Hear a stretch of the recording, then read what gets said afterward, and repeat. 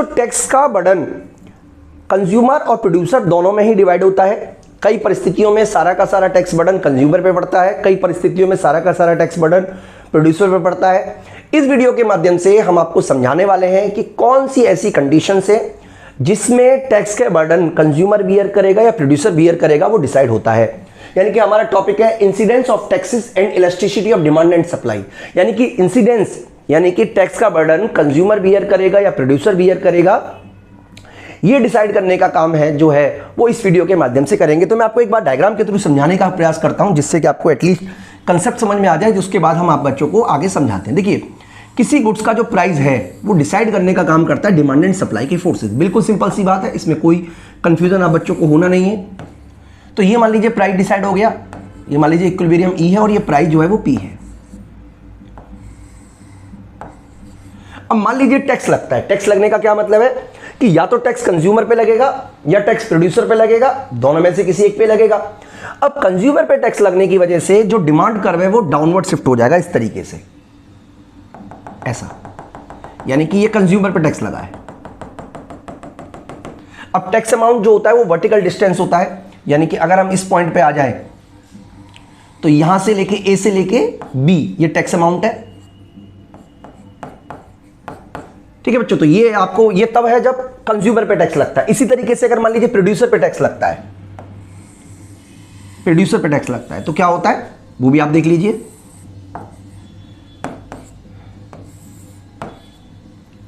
तो अगर प्रोड्यूसर पे टैक्स लगता है ना बच्चों, तो प्रोड्यूसर पे टैक्स लगने की वजह से ये जो सप्लाई कर्व है ये अपवर्ड शिफ्ट हो जाता है, ऐसे ऐसे। और ये जो बीच का डिफरेंस, ये जो वर्टिकल डिस्टेंस है ये वाला, यानी कि दो सप्लाई कर्व के बीच का डिफरेंस, ये टैक्स अमाउंट कहलाता है।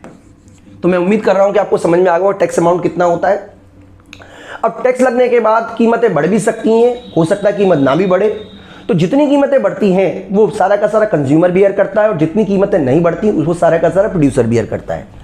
यानी कि यहां पे देखिए ये कीमत बढ़ गई है टैक्स लगने के बाद, यानी कि ये जो हिस्सा है एसी ये कंज्यूमर ने बियर किया, क्योंकि कीमत जो है टैक्स लगा है एबी के बराबर लेकिन कीमत बढ़ी है एसी के बराबर, तो ये टैक्स हिस्सा कंज्यूमर ने बियर किया, और जो सीबी हिस्सा है वो प्रोड्यूसर ने बियर किया, वो प्रोड्यूसर के ऊपर पड़ा। इसी तरीके से यहां पे भी सेम बात है, यानी कि जो सी है एसी वो कंज्यूमर ने बियर किया, और जो बीसी है ये वाला ये प्रोड्यूसर ने बियर किया। यानी कि कंसेप्ट कहने का मतलब ये है कि अगर डिमांड पे कल लगता है, कंज्यूमर पे कल लगता है, तो डिमांड का लेफ्टवर्ड चला जाएगा। अगर प्राइस बढ़ता है तो कंज्यूमर बियर करेगा, अगर प्राइस नहीं बढ़ता तो टैक्स का बर्डन को प्रोड्यूसर बियर करेगा। सेम रूल यहां पे अप्लाई होता है, लेकिन सुविधा के लिए हम ये मान के चल रहे हैं कि हम टैक्स को प्रोड्यूसर पे लगा रहे हैं, और ये पता करने की कोशिश कर रहे हैं कि इलास्टिसिटी का असर टैक्स बर्डन पे क्या पड़ता है। मतलब हमारा फोकस है ये पता करना कि टैक्स बर्डन का इलास्टिसिटी से क्या संबंध है। तो देखिए यहां पे हमें कंक्लूजन क्या है, ये एक बार हम ये देख लेते हैं कि demand for commodity is elastic, more tax burden will be borne by seller और producer. If demand for commodity is inelastic, more tax burden will be borne by the buyer. यानी कि अगर डिमांड जो है वो इलास्टिक है तो tax का बर्डन जो है वो प्रोड्यूसर पे पड़ेगा, और डिमांड जो है वो इनइलास्टिक है तो टैक्स का बर्डन कंज्यूमर पे पड़ेगा। बेसिकली हमें ये समझाना है बच्चों को कि किस तरीके से कंज्यूमर और प्रोड्यूसर अपने टैक्स का डिवीजन को बांटते हैं एक दूसरे के साथ में। तो बच्चों हम यहां पे एक अलग से डायग्राम आपको बना के समझा देते हैं जिससे कि आपको कंसेप्ट समझ में आ जाए। सबसे पहले यहां पे हम मान लेते हैं कि जो ईडी है वो मोर इलास्टिक है, और इस जगह मान लेते हैं कि जो ईडी है वो लेस इलास्टिक है। इस जगह मान लेते हैं कि ईडी जो है वो इक्वल टू 1 है, यानी कि जितनी इक्वल इलास्टिक है। दो डायग्राम और बना लेते हैं। एक मान लेते हैं कि परफेक्टली ईडी जो है वो परफेक्टली इलास्टिक है, और एक केस में मान लेते हैं कि ईडी जो है वो परफेक्टली इनइलास्टिक है। और हम ये पता करते हैं कि टैक्स का बर्डन किस तरीके से कंज्यूमर और प्रोड्यूसर दोनों बियर करते हैं। सुविधा के लिए हम सप्लाई कर्व को कांस्टेंट मान लेते हैं, एक जैसा मान लेते हैं, यानी कि हर कंडीशन में जो सप्लाई कर्व है वो बिल्कुल सिमिलर है। यानी कि हम सप्लाई कर्व में किसी तरीके का चेंज नहीं कर रहे हैं, उसको हम इक्वल टू 1 मान लेते हैं। सारा जो चेंज होगा वो डिमांड में होगा। मैं आपको डिमांड कर्व एक बार बना के दिखा देता हूं। देखिए इस केस में क्योंकि मोर इलास्टिक है इसलिए डिमांड कर्व इस तरीके का बना दिया, ये मोर इलास्टिक डिमांड कर्व है। यानी कि इस केस में इक्विलिब्रियम पॉइंट को हम ए बोल देते हैं, ये क्वांटिटी है, ये प्राइस है। इसी तरीके से लेस इलास्टिक का मतलब इस तरीके का डिमांड कर्व होगा, यानी कि ये ए हो गया, ये प्राइस हो गया, ये क्वांटिटी हो गई। बिल्कुल सिंपल तरीके से बच्चों समझाने की कोशिश कर रहे हैं। इक्वल टू 1 का मतलब है कि ना फ्लैटर होगा ना इस तरीके का डिमांड कर्व, ना स्टीपर होगा, ए हो गया, ये क्वांटिटी, ये प्राइस। परफेक्टली इलास्टिक का मतलब है इस तरीके का डिमांड कर्व हुआ, इक्विलिब्रियम पॉइंट को हमने ए बोल दिया है।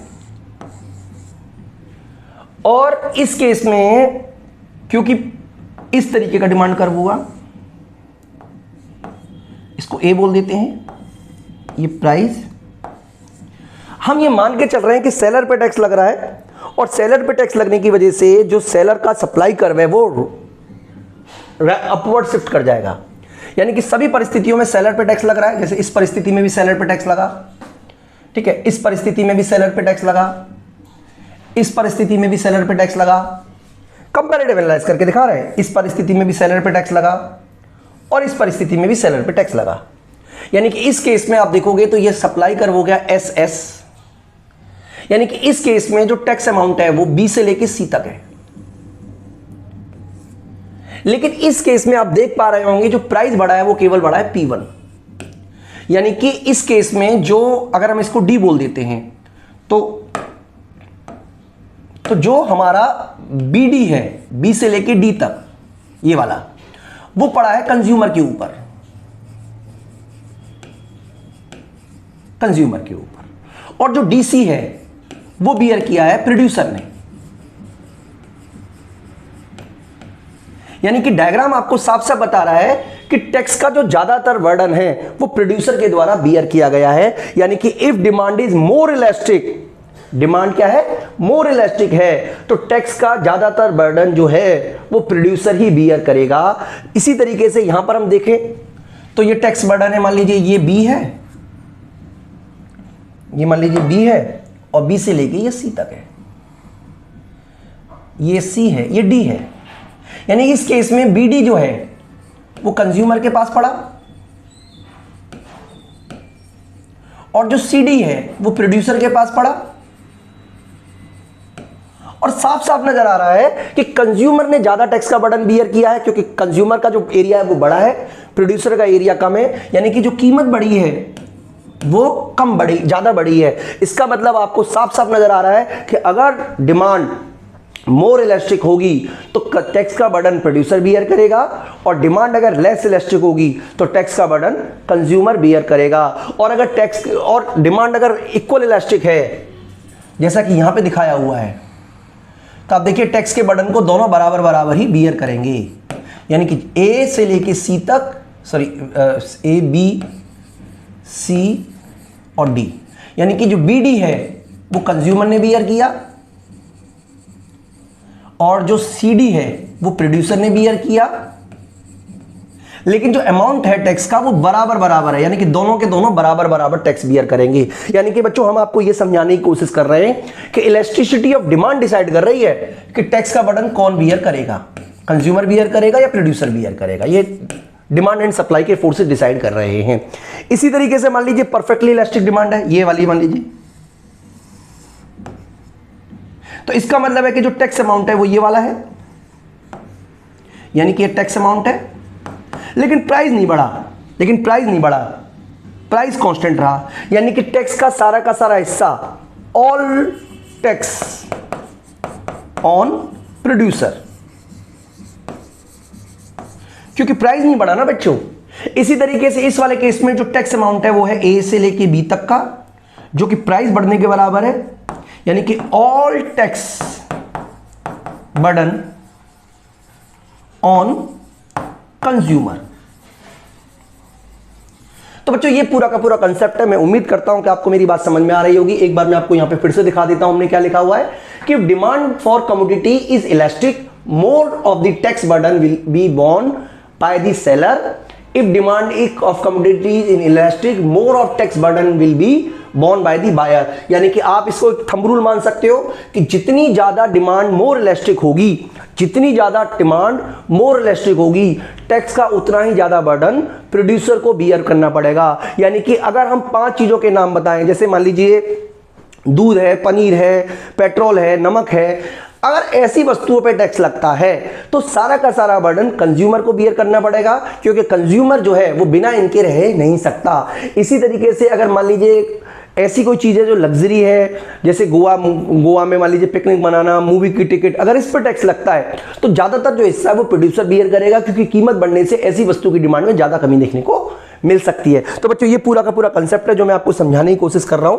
इसी तरीके से इलास्टिसिटी ऑफ सप्लाई है। देखिए यहां पे हमने लिखा हुआ है कि supply of commodity is elastic, more of tax burden will be borne by the buyer. यानी कि वहां पर उल्टा था, डिमांड अगर मोर इलास्टिक होगी तो प्रोड्यूसर सहेगा, लेकिन सप्लाई अगर मोर इलास्टिक होगी तो सारा का सारा अधिकतर बर्डन जो है वो कंज्यूमर बियर करेगा, और अगर सप्लाई इनइलास्टिक होगी तो टैक्स का बर्डन प्रोड्यूसर बियर करेगा। ये पूरा का पूरा कंसेप्ट है, मैं डायग्राम के थ्रू समझाऊंगा, आपको अच्छी तरीके से समझ में आ जाएगा।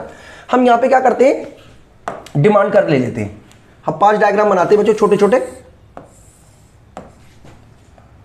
या थोड़े बड़े बना लेते हैं, इसमें क्या बात है, पेज हमारे पास बहुत है। लीजिए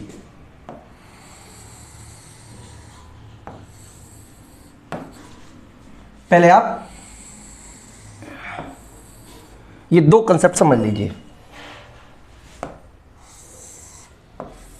चलिए इन 2 को बना देते हैं। यहां पे हम क्या करते हैं, क्योंकि हम सप्लाई को हम चेंज कर रहे हैं इसलिए डिमांड को हम एक जैसा मान लेते हैं। मान लीजिए ये डिमांड है, डिमांड हम एक जैसा रख लेते हैं,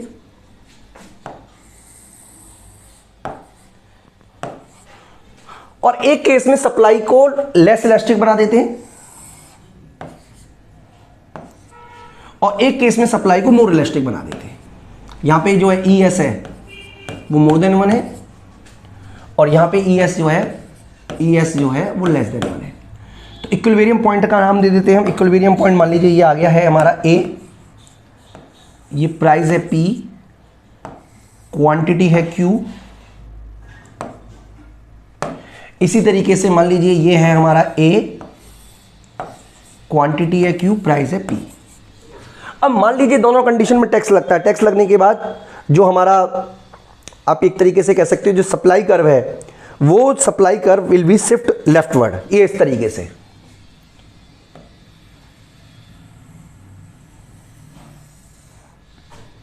ऐसे।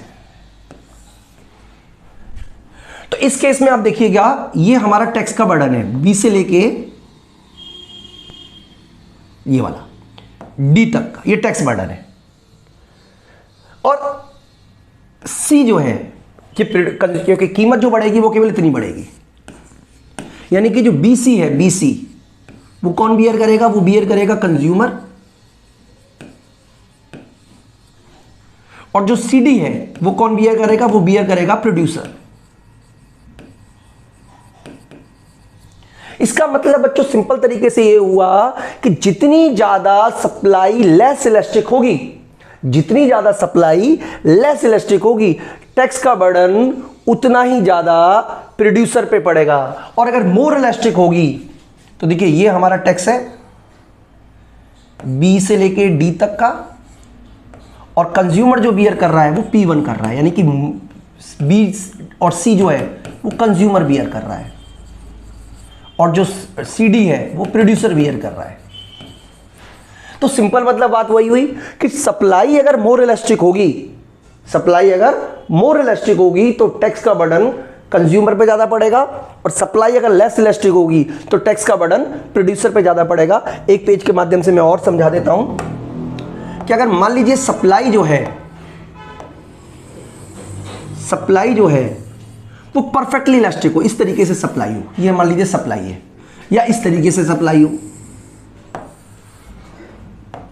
दोनों कंडीशन पॉसिबल है। और ये मान लीजिए डिमांड है, डिमांड को हम कंसीडर ज्यादा नहीं कर रहे हैं, इसलिए डिमांड को हम बिल्कुल सिंपल मान लेते हैं। तो इस केस में ये क्वांटिटी है, ये प्राइस है, ये क्वांटिटी है, ये प्राइस है। अब मान लीजिए टैक्स लगता है, तो टैक्स लगने के बाद ये सप्लाई कर्व जो है वो ऊपर की तरफ चला जाएगा और ये प्राइस बढ़ जाएगा। इसका मतलब जो टैक्स अमाउंट है वो है BC और जो प्राइस बढ़ा है वो भी BC के बराबर बढ़ा है, यानी कि जो टैक्स है उसको कौन बियर करेगा? वो बियर करेगा कंज्यूमर। यानी कि जिस केस में सप्लाई परफेक्टली इलास्टिक होती है उस केस में टैक्स का सारा बर्डन कंज्यूमर ही बियर करता है, प्रोड्यूसर 1% भी उसका नहीं वसूलता। और इस वाले केस में क्योंकि सप्लाई टैक्स लगने के बाद, क्योंकि सप्लाई परफेक्टली इनइलास्टिक है, इसलिए किसी भी तरीके का सप्लाई कर्व में चेंज नहीं होगा, क्योंकि सप्लाई ऑलरेडी परफेक्टली इनइलास्टिक है, जिसकी वजह से टैक्स का सारा जो बर्डन है वो कंज्यूमर प्रोड्यूसर पे ही पड़ेगा। यानी कि प्रोड्यूसर पे ही सारा बर्डन पड़ेगा। कंज्यूमर जो है वो बिल्कुल भी टैक्स बर्डन बियर नहीं करेगा। आप चाहो तो इसमें डिमांड में कमी करके आप दिखा सकते हो, आप चाहो तो ऐसे बोल सकते हो, हालांकि ऐसे बनाने की जरूरत नहीं है आपको, लेकिन मैं आपको बता देता हूं कि अगर मान लीजिए डिमांड कर्व में कमी आती है तो जो टैक्स बर्डन है, मान लीजिए ये टैक्स है AB, ये टैक्स है, लेकिन इसका सारा बर्डन जो है, क्योंकि प्राइस नहीं बढ़ा ना, इसलिए कौन बियर करेगा? इसको बियर करने का काम जो है वो प्रोड्यूसर ही करेगा। तो बच्चों सिंपल, बिल्कुल सिंपल समझने की कोशिश करें तो आप पॉइंट रख लीजिए दिमाग में कि डिमांड जितनी ज्यादा इलास्टिक होगी उतना ही टैक्स जो पड़ेगा वो पड़ेगा प्रोड्यूसर के ऊपर, और सप्लाई जितनी ज्यादा इलास्टिक होगी उतना ही टैक्स का बर्डन पड़ेगा कंज्यूमर के ऊपर। बस इस वाले 2 पॉइंट को आप याद रखिएगा और सारे डायग्राम आप बना सकते हो। एक डायग्राम हमारा बच जाता है कि अगर डिमांड एंड सप्लाई दोनों बराबर है उस केस में टैक्स का बर्डन कंज्यूमर और प्रोड्यूसर दोनों बांट लेंगे। डायग्राम बच्चों यही वाला बनेगा, इसलिए मैं आपको नहीं बना रहा हूं। यानी कि सप्लाई भी इलास्टिक है, डिमांड भी इलास्टिक है, तो ये वाला डायग्राम बनेगा। तो इस तरीके से पूरे के पूरे कंसेप्ट के अंदर यही समरी निकल के आ रही है कि डिमांड अगर मोर इलास्टिक है तो कौन बियर करेगा? डिमांड अगर मोर इलास्टिक है, यानी कि डिमांड मोर इलास्टिक है तो बियर करेगा प्रोड्यूसर, और अगर सप्लाई मोर इलास्टिक है तो बियर करेगा कंज्यूमर। तो बच्चों ये पूरा का पूरा कंसेप्ट है और मैं उम्मीद करता हूं कि आपको कंसेप्ट अच्छी तरीके से समझ में आया भी होगा। इस वीडियो में इतना ही, थैंक यू।